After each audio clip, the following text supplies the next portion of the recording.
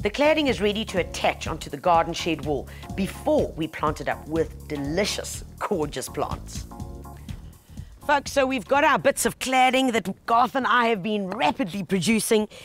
They look more like lava rocks, which is what we wanted, where the inspiration originally came from. And we've got this gorgeous wall. Now, the fact about this gorgeous wall is that it's been bag washed. Now, when you bag wash something, you'll notice that it's actually quite coarse, the finish. And that means that in terms of our application, it's going to be way easier. If you've got a very smooth plastered wall, then what you're going to need to do is get a hammer with one of those chipping ends and just chip it away to create a rough texture that it'll be able to adhere to, and that's important. So we're going to start from that side and we're going to work our way, and we've just got some tile adhesive that you've mixed up. Yep. Okay. And we just take a little bit like this. It's good to have that bubble. You see that air there, Tanya? Yes. So when you put it against the wall, it creates a vacuum. Okay, so that's why you've got this special thing with the little ridges. That's right. So first one, tight in the corner there. Right here. That's the baby. And all we need to do, make sure he's nice and secure there. Okay. And just give him a slight, gentle tap. Oh, you can see as you're tapping it, so it's oozing out. That's right. And that's obviously the airlock. The airlock is right. Brilliant. I mean, and look at that. It's already stuck already. That guy's not moving anywhere. No. Now, the trick with cladding, folks, is to get your base layer in first, because your base layer, as soon as that starts drying and setting, you can then merrily go ahead putting the other guys on top of it, above it, because as that holds, so you've got a support structure.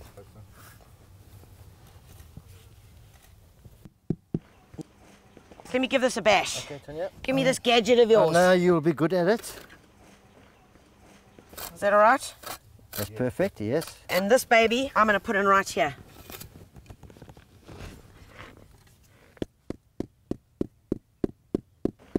Garth, let's get on with this. We're going to stick maybe another one here, and then we're going to start working our way up and show the folks how we're going to make it possible to grow plants in between this.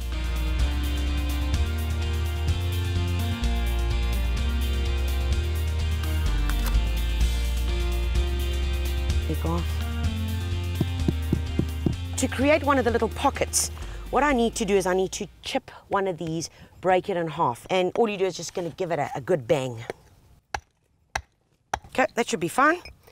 Pop the chisel in here. That's it.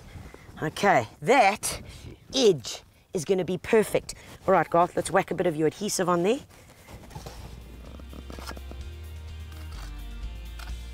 Get him into that corner there. That's it. Okay, Garth, last baby in. Yes, Tanya. Our wall is looking good. fabulous. Right, give him a beating. Fantastic. Right, folks, our creation is complete. It's got beautiful texture, enough little pockets that we're going to start to plant in. But before we do that, we're going to leave this for an hour just to dry, set, before we get too eager. All right, folks, we're ready for the planting, and we've got a couple of bits and pieces in order to make these plants very happy in these very small little pockets. I've got a bit of peat moss here, and I've wet the peat moss. You can see that peat moss holds a lot of moisture. So what I'm going to take is a couple of handfuls of potting soil and mix that with my peat moss. Of course, the potting soil is a bark-based media. That's also just going to add a bit of aeration into it and just help to give this a bit more structure.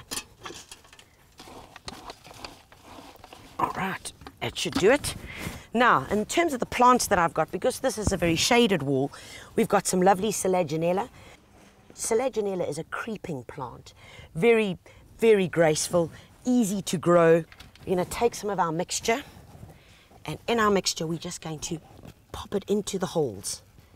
So, when you take the roots, squeeze the roots as you need to manipulate them, and then take the little guy, pop him in, feed him round, and there you have it. This is a great plant for using in such an application. It's called Peace in the Home. Its botanical name is Solarolea solariolea. Terrible name to have to pronounce. Peace in the Home will do it. It loves dappled light, not full sun, shade. It's perfect, and in this baby goes. That's the one. This is a great plant, indigenous as well. This is called the Streptocarpus. Now, Streptocarpus comes from Central Africa.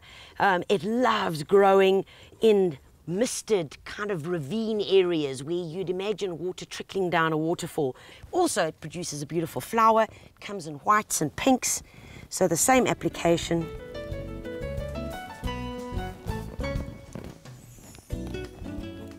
And there we go, one little Streptocarpus tucked in neatly into the little crevice, and it's just going to love that spot.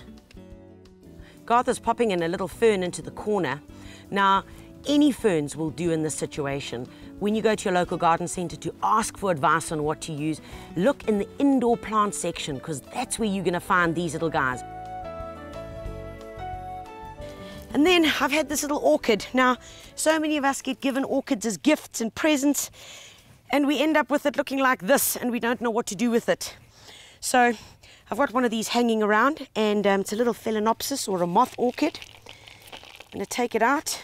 Remember, orchids are epiphytes. Epiphytes means that it actually can grow with air and on other plants, on bark. It actually does not take any nutrients out of it. And this little guy is going to be perfect for putting in here, because it's going to get the moisture that it needs.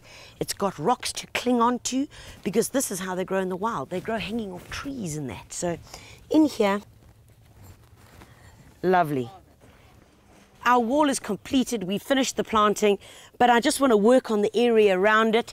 So what I need to do, turn the soil, add in some compost and some bone meal or superphosphate, and then I can get ready to finish off with our new plants that we're going to be putting in there.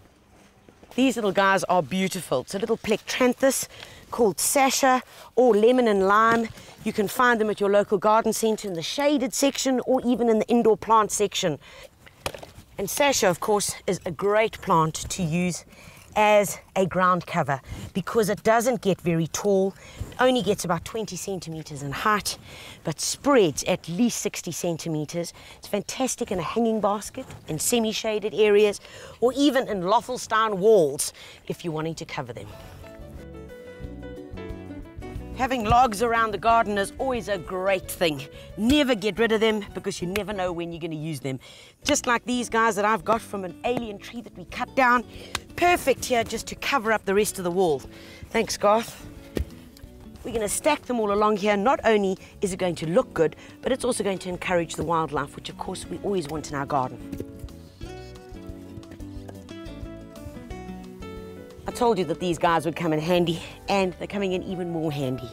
Using them as a little edging makes such a cool look.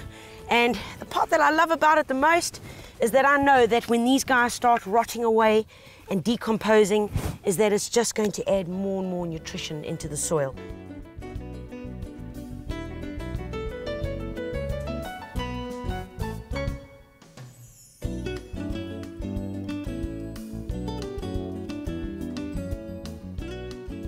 Well, there you have it, from bare walls to a beautifully cladded wall with planting in the front, and doesn't it look so much better? Of course, this could be done anywhere, in any garden, because we all end up with walls. Walls that keep us from our neighbour, walls that keep the neighbours out, and the other unwanteds. So instead of just looking at something bare, why not get creative and do something like this? Till next week, folks, take care of you and yours, and most importantly, happy gardening.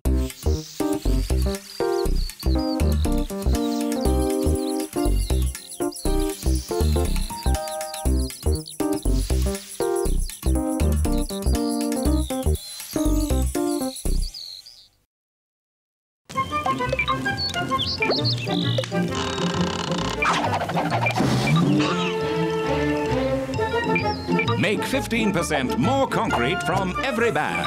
The Gardener is brought to you by PPC.